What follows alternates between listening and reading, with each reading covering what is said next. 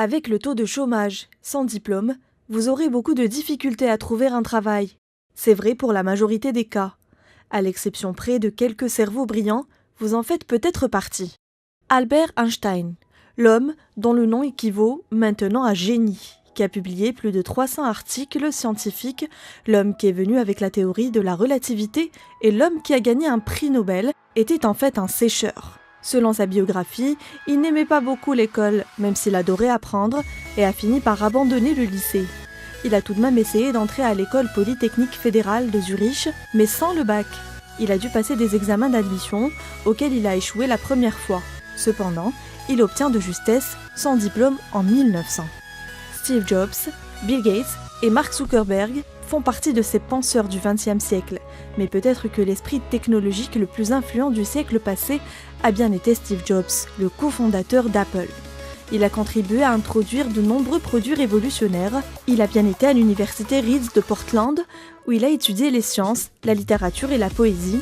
Mais l'aventure universitaire ne dure pas, et au bout de 6 mois seulement, il abandonne.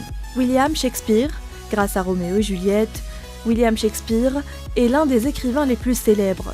Les chercheurs ont suggéré qu'il a étudié à King New School, à Stratford-upon-Avon, mais d'après d'autres écrits, il pourrait avoir quitté l'école après ses 13 ans, et dire que cet homme est crédité pour avoir inventé plus de 1700 mots.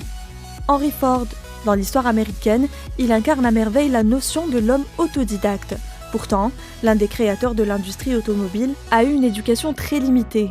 Il est né dans une ferme, il a travaillé avec son père qui croyait que son fils serait un jour responsable de l'exploitation lui-même. Au lieu de cela, Ford quitte la maison à l'âge de 17 ans et devient apprenti machiniste à Détroit. En 1903, il proclame « Je construirai une voiture accessible au plus grand nombre » et il l'a fait.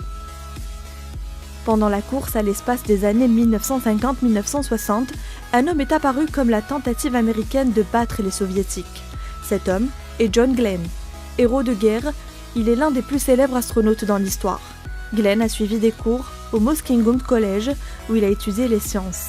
Mais quand les Japonais ont bombardé Pearl Harbor, il a abandonné afin de combattre dans la Seconde Guerre mondiale. En 1959, John Glenn est sélectionné par la NASA pour faire partie du premier groupe de 7 astronautes qui voleraient à bord des vaisseaux du programme Mercury, 10 mois après le vol du soviétique Yuri Gagarin.